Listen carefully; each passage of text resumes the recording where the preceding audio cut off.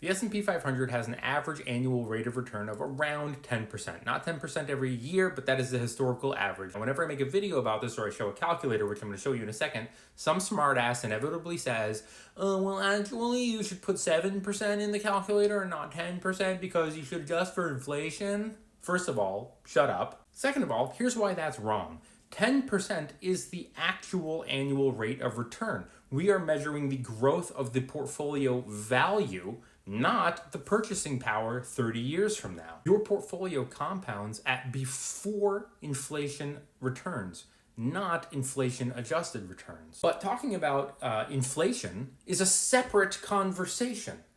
It's separate because your account is still going to grow at 10%. If you want to talk about purchasing power, that's a different conversation. But showing you what your account value will be is accurate. It is accurate to use that 10% because that is how much money you will have.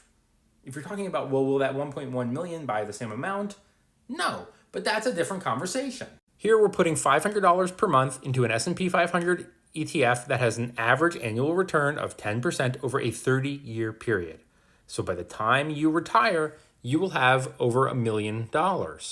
That is how much money you will have. So using 10% is correct. The question is, will it buy me the same amount? No, of course not. What we know, due to inflation being at around 3% per year, is that prices of everything generally will double every 24 years.